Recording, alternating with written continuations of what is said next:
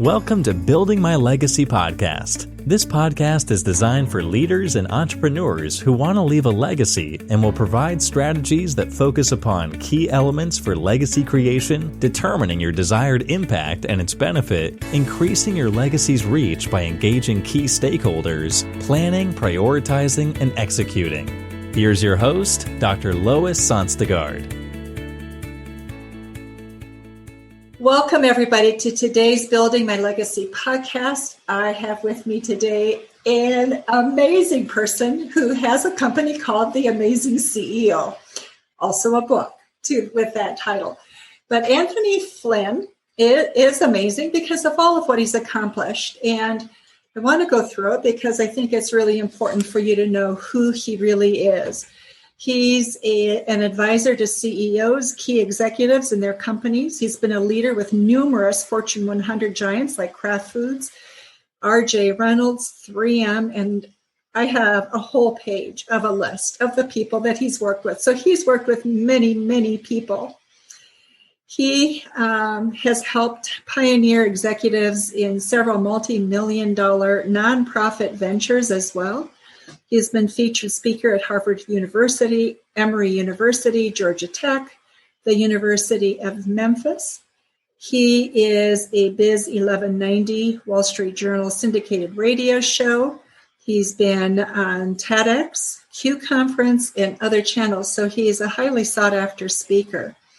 He has authored 2 books, The Execution Pipeline, a step-by-step guide to moving your business idea from dream to reality, and The Happiness Map, Finding Fulfillment in Life and Work. He has also formerly served as CEO of the 100 Black Men of Atlanta, and in addition to scaling his consulting practice, and currently serves as the CEO of Work, Faith, and Connection. You may be curious to know that besides having a bachelor's degree, a master's degree, he holds a Master of Arts in Religion from the Memphis Theological Seminary. So you come with a very diverse background in terms of what you have done and what you bring in terms of perspective. So I'm going to just let you share with our audience first what your journey is, what brought you to where you have come, and how you've brought these 2 worlds together. So it's yours. Well, Lois, first and foremost, thank you so much. I'm honored to be here with you. You are a giant in my eyes. And I of course, have read up on you. And then, of course, prior to us launching here, you shared a little bit about your story and background. And I'm super impressed and privileged to have this opportunity to spend time with you. So thank you for having me on and on this ride with you. So I come from a very unique set of circumstances. My mother was a teenage mother. She actually had me when she was pregnant at 16 before her senior year of high school. So she gave birth to me the summer before her senior year. Mm-hmm. Went into her senior year of high school, missed over 80 days that year, literally almost had to drop out of high school because we bounced around from house to house because we didn't have a solid foundation of residence. And so my mom really fought hard to try to give us the best life she could. Down the line, a gentleman finally came into the picture who eventually became a stepfather to me, and he helped us to stabilize. My biological father wasn't in my life. So I grew up and had a fairly, we never missed a meal, frankly, Lois, but life was fairly difficult in the communities where there were gangs and violence and crime. And I saw everything you can imagine. All the stuff you see in movies and on television, I literally lived it on a daily basis. And a big turning point for me was being able to be bused from an inner city school to a predominantly wealthy middle school. My mom and stepfather were able to afford moving into a community that was experiencing what we call white flight. And that community, previously would never have been affordable for us. But my mom became a secretary for a gentleman who owned a property in that community. And he made it possible for us to relocate just outside of a suburb called Germantown, right outside of Memphis, Tennessee. And they were rezoning schools, but prior to their rezoning, where we lived still allowed me to get bused to that middle school. And the reason that's so important is because that's where my world opened up. And I saw a vision I'd never seen before, where I saw, frankly, it may sound simple, and commonplace to many people, but seeing dads show up at football practice, seeing moms volunteer at the school, seeing parents actually show up at PTA meetings, those little nuggets of wisdom, insight, and vision that I gathered really opened my mind up to the possibilities of the world around me, Lois. And so as a result, I spent the remainder of middle school, high school, and through college trying to figure out ways that I could create a pathway in life where I could go back and reach into the trenches of the community I was reared in, if you will, and help people who came from backgrounds like my own. So fast forward, I'm a business major coming out of college. I graduate student of the year, my major. I worked for 3 Fortune 500 companies while in college. I worked for 2 Fortune 100 giants after college. I was salesperson of the year at 23 years old. I had the number one territory in the country. It wasn't technically salesperson of the year, but I had the number one sales territory in the country for RJ Reynolds. Then I went to 3M and I worked in their pharmaceutical division, and I had a 4-state territory, company car. I'm the youngest person in America in my role. They're promising me the world. I'm going to be this fast track executive, make millions of dollars. And that was the pivot point where I realized, okay, I could continue this path of success, but I'm going to leave behind the very people and the very dream that I've brought with me to this point. And so, Lois, that began my journey of searching for my faith and finding more fulfillment as a promise in my life versus profit. Nothing wrong with profit. Let me be clear. But that's when I said, Anthony, you want to live more for purpose and let profit be a byproduct of purpose, not the other way around. A lot of people spend their life chasing profit. And then they hit the midlife crisis or later and they go, oh man, I don't have much fulfillment. I was blessed, Lois, to be able to find at 24 years old that I found the energy and I found the courage to walk away from corporate America and figure out what I wanted to do with my life, if you will. And that's when I enrolled in seminary.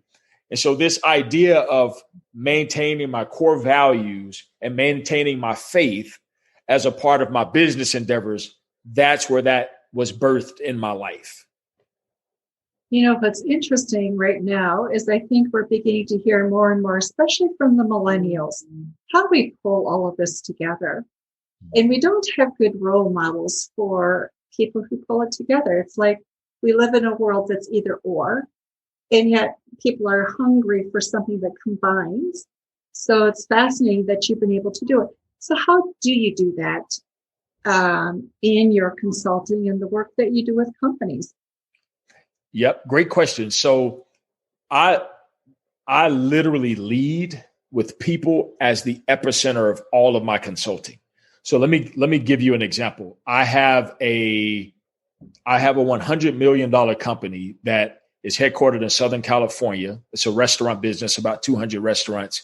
It's a chain business, launched 27 years ago now. And so when the CEO of the company, he called me in, and his goal is to essentially transition from Gen 1 to Gen 2. So he has 2 sons that are emerging as leaders of the company. So the first thing I did, instead of me looking at their processes, balance sheet, income statement of cash flow, their processes, analyzing, I went in and said, let's talk about the people. Let's talk about the culture. Let's talk about the climate. Let's talk about the legacy that you want this company to leave behind. And so most of our consulting for the first 90 to 120 days was literally all about the people development aspect of their business, Lois, which is unique, right? Because if you look at some of your conventional consulting companies, they're going to come in and look at, systems, processes, analyze data, et cetera. And they think about growth through those veins of the business. I think about growth through the vein as people being the heartbeat of your business and how you care for, honor, and look out for your people and leverage your people to actually then enhance your systems and your processes on a daily basis. Now, there are some environments where I can bring my faith explicitly into those environments and into those cultures. However, in other environments, I'm very mindful and respectful of that not everyone shares the same faith. Yet, there is a set of core values, if you will, that I like to bring before the teams that I work with or the leaders that I work with. and leverage those core values as the epicenter of how I lead the process of consulting. So we still, don't get me wrong, I want to be crystal clear. The bottom line for me is still to help them increase productivity and profitability. I want to help them increase their top and bottom line, but I genuinely believe that doing it through the vein of people is primary. And so that's essentially my philosophy going in. And my process is to actually go into the company, work with the CEOs, key executives, truly understand the pain points and the problems they're trying to solve, start with the people side of addressing those problems and pain points, and then move on over to the pragmatic technical business side of that. So you talk about the 8 steps to productivity in business, and you talk about it in life too. So you put it together in 2 ways. So is this part of what you talk about when you talk about the 8-step process to productivity? It's the people process, or where do you really go with this? Well, to be honest, so I recorded the 8 steps of increasing productivity. The people are definitely a huge part of that. And what I did is actually, for those who want to take the time to go find it on YouTube, on my YouTube channel, I recorded 8 videos that actually provide insight of what those 8 steps are. And so if anyone is interested, they can go there and actually view those. Okay, so you know what we'll do for those of you who are listening, we will put links to those 8 steps in our show notes, so you can easily find them and link up to what it is that Anthony is speaking about. So tell me, Anthony, what kind of pushback do you get as you work with companies? Yeah, I think a lot of times it's not natural, Lois, to, this is going to sound ridiculous, right? The world would be so much easier if we didn't have to deal with people. Yeah. Right. People have said that over the years. Yeah. Right. It sounds ridiculous and, it is hysterical, but nonetheless. So honestly, one of the greatest challenges I have is to really press my executives to lean into people more, and you think about it. Yourself as an example, you are a high powered go-getter. You get stuff done. And it's hard for high powered go-getters to be around people who don't have the same ambition and energy and will to execute. And that's one of my greatest challenges with those that I work with, because I've been blessed to really work with high performers, high capacity people who want it done yesterday, right? And they're willing to make the sacrifices and do the hard work and put in the labor and put in the work ethic to make it happen, as you yourself, right, Lois? Yet what they discover is that there aren't a lot of people around them who have that same drive, that same level of diligence, that same level of persistence and perseverance. That is one of the greatest challenges that I face with a lot of my executives. And so constantly having to remind them to dig in and pour into their people. That's that's very difficult for a high performer, right? Because you're like, why should I have to set your alarm clock for you and come in your room and tap you on the shoulder to get you up, to get out of bed, to go do the work you signed up for that you said you were going to do? and yet I like to tell a lot of my clients, you are AKA a professional nag, right? Because you're going to have to constantly remind the people around you and constantly show them how to keep up with the vision and the ambition that you've laid out before them. And that's a really, really difficult thing for a lot of leaders to do, Lois. You do a lot of work with athletes, football players, other people as well. What drew you into that, and how did people find you, and how do you find they're highly motivated, but are the issues and challenges similar? So several questions. I'm going to make sure my brain I'm not as intelligent as you, so bear with me. I try hardly. So yes, I do work with a lot of high profile athletes, entertainers, et cetera. So first of all, how they found me. I was actually a decent athlete. I signed a Division I football scholarship. And I didn't get into all this detail at the beginning of it all, but nonetheless, I went away on a full football scholarship and ended up coming back home after a semester because I had a roommate who was literally selling hard drugs out of our room. So I was in a small town, Lois, where I realized I didn't want my life disrupted by this community of people who I didn't think could go, who could help me fulfill my dreams. Mm-hmm. So again, it may sound crazy, but a kid from poverty in my situation, I didn't have a lot of alternatives. So I thought I can either stay here and hang with these guys or give it all up, go back home and try to chart a different path for myself. So I gave up a football scholarship, but many of the athletes trusted me because of my courage to make that type of decision and because they saw the integrity in which I carried myself through college and beyond. So later on, as many of my friends were signing these multi-million-dollar contracts, I was the guy they called and said, hey, man, I want to set up this business or I want to set up this foundation. Will you come in and support me in these efforts? And as a result of that, my name got around in some of these circles. And I've been working with athletes for the last, 20 years as a result of that. The second part of your question was, do I see similar challenges? Right. Absolutely.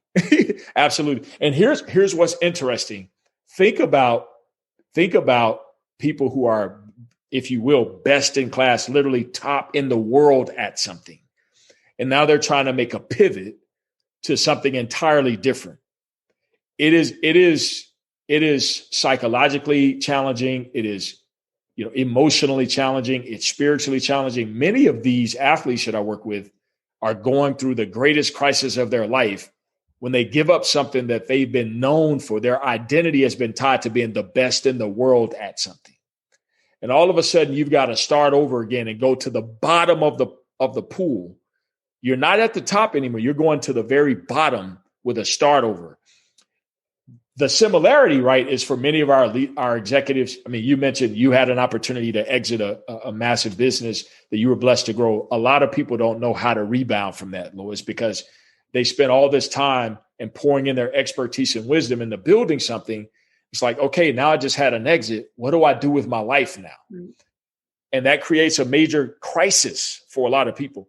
There's a similarity with many of the athletes that I work with. And so helping people back to my point on the DNA of my process is centered around the people. I've got to make sure that I don't isolate business problems from people problems, because you can have a heck of a run in business, but have a miserable life at home. And at some point it's going to come crashing down. And here's what the way my process works is, I don't want to see I don't want to see you fall, but just as important is you have a lot of livelihoods. You have the livelihood of many people around you who are also counting on you as a CEO or an executive to be successful. They're putting their trust and their family's livelihood in your hands, if you will, as a metaphor.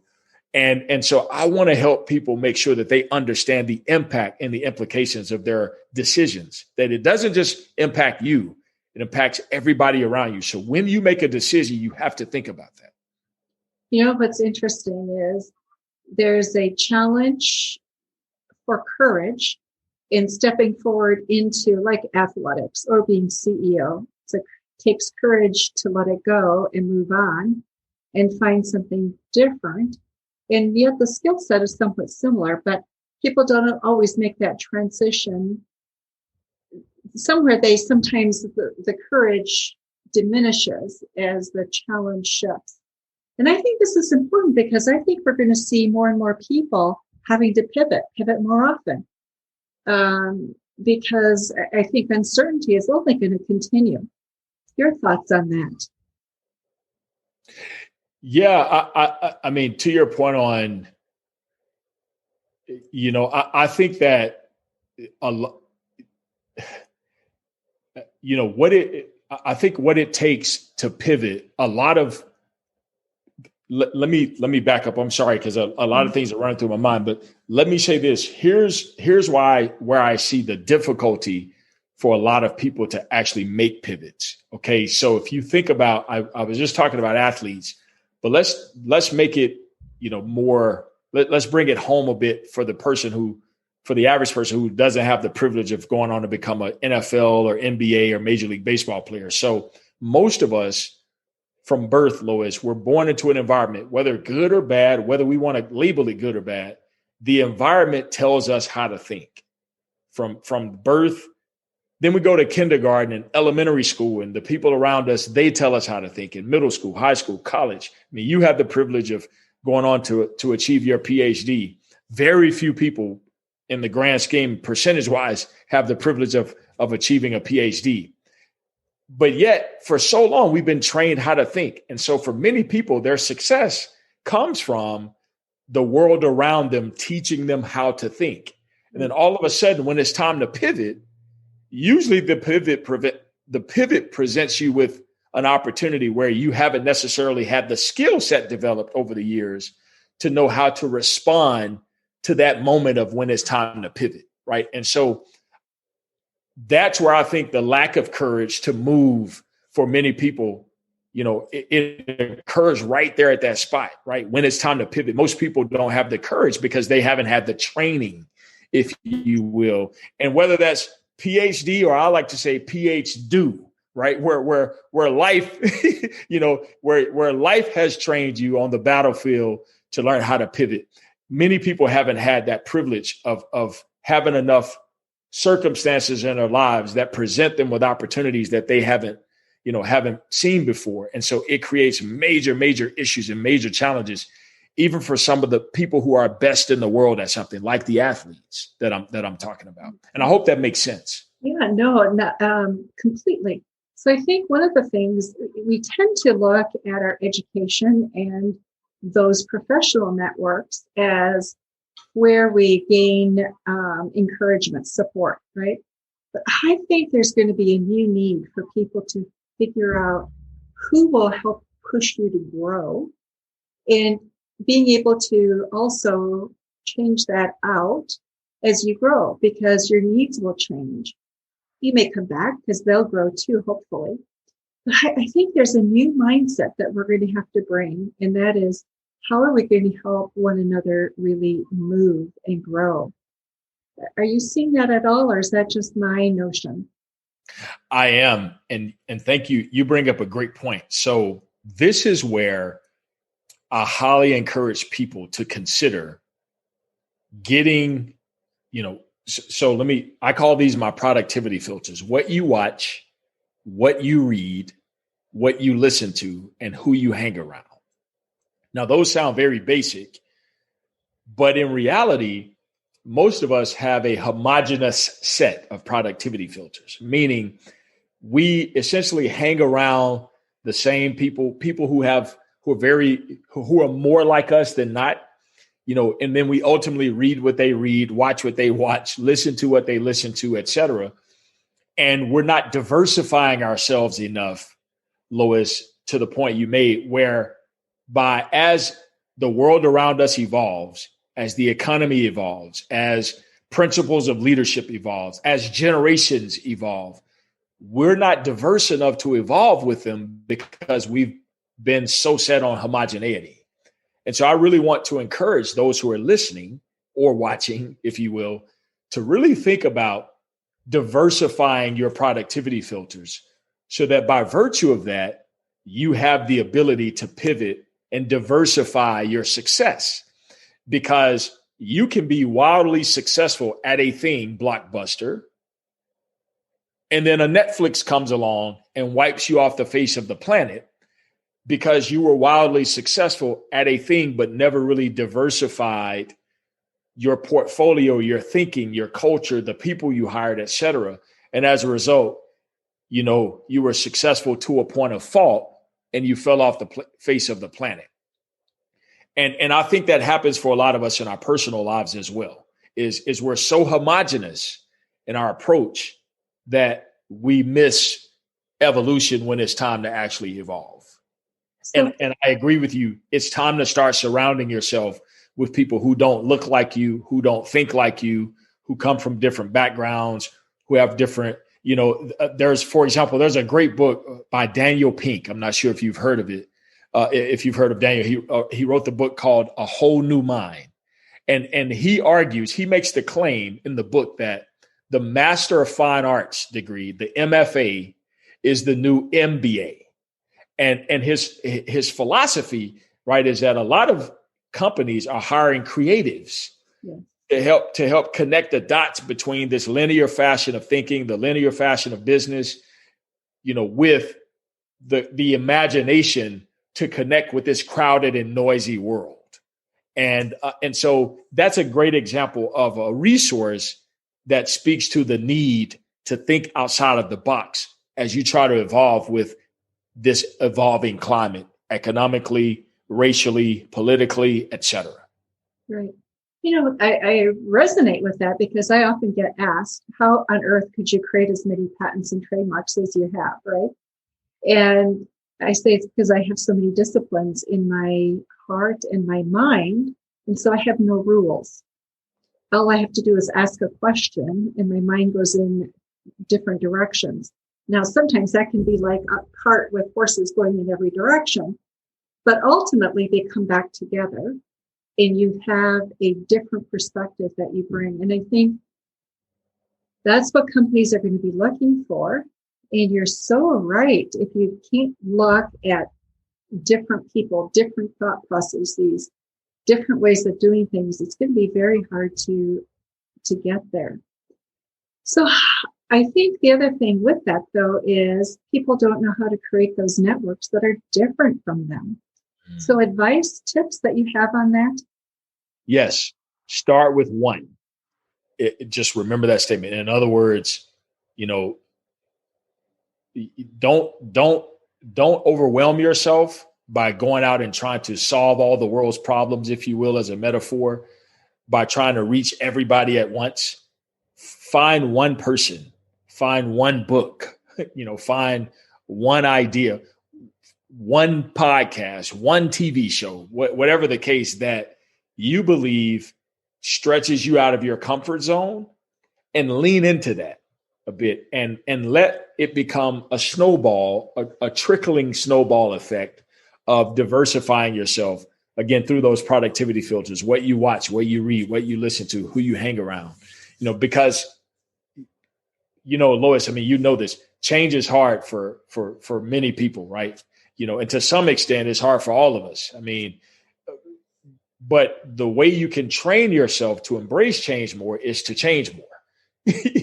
You be proactive about change so that as change comes, it feels like a natural thing to you. I'm not telling someone who's a master. You are a PhD, so I'm not telling a master not to continue to perfect their mastery. You can continue to perfect your mastery while at the same time creating space for new ideas, new thoughts, et cetera. So making it pragmatic for people, there are 168 hours in a week.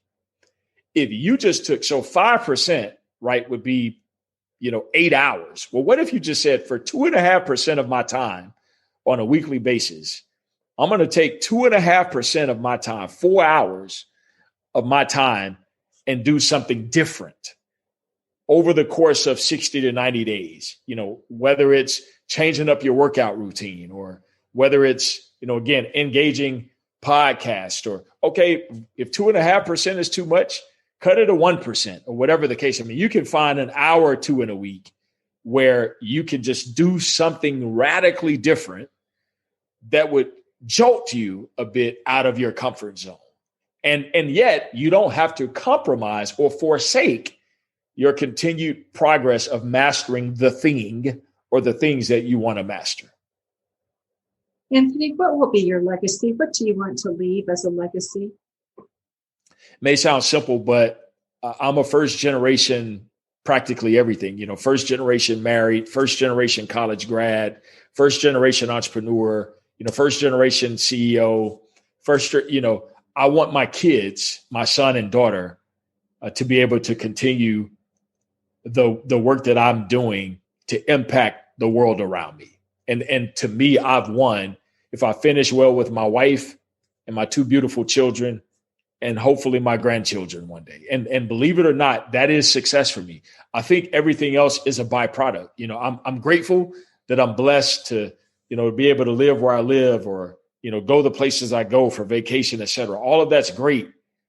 But I think at the core of me, I know that if I were on my deathbed, what would matter most is having my wife and my two beautiful children, and one day, hopefully my grandchildren around the bed with me, saying my goodbyes to them. And in all sincerity, that drives me on a daily basis. And I don't get too caught up in the other stuff. Amazing. Our time is almost up, Anthony. So things that we've missed, things that you would like to make sure that we cover and talk about. What are your comments that you want to leave? Yes, I want to leave with this thought. Most people, here's a statement, Lois, and I want to make sure I'm clear about this. Most people overestimate who they actually are, but underestimate their capacity to become. And here's what I mean by that. Let me elaborate. So let me say it again. Most people overestimate who they actually are or where they actually are, but also grossly underestimate their capacity to become. So the world around us pushes us toward a tendency to want to perform for others. What that means sometimes for us, Lois, is that by wanting to perform for others, we have, imposter syndrome. We pretend to be where we're actually not, or someone we're actually not.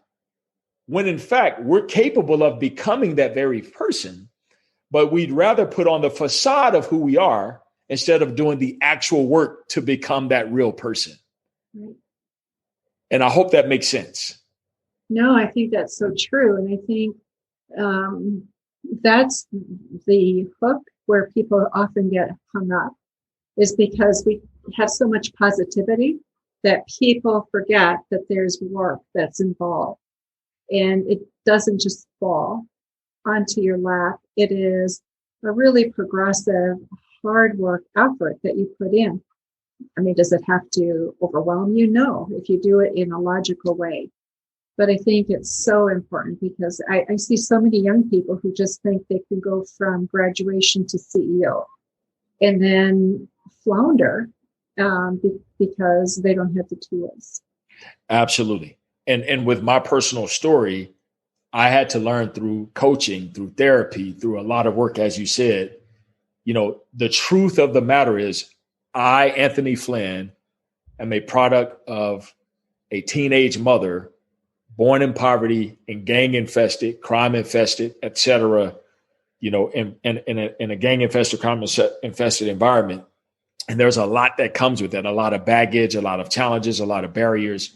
So the more I'm in touch with that reality, Lois, the more I can address and counter those barriers. So instead of running from my issues, my problems, my childhood, and even my adult issues, right? Instead of running from them, I embrace them with the intention of actually being able to address those barriers. And as a result, the byproduct is that I've been able to accomplish the things I've been able to accomplish because I embrace that pain and that journey versus running from it and trying to pretend like it doesn't exist to try to impress people around me. That's such a powerful story. And I appreciate that because every single person has something that they have to address. The question is the willingness to do it, right? Absolutely. Absolutely. So that's it. Thank you.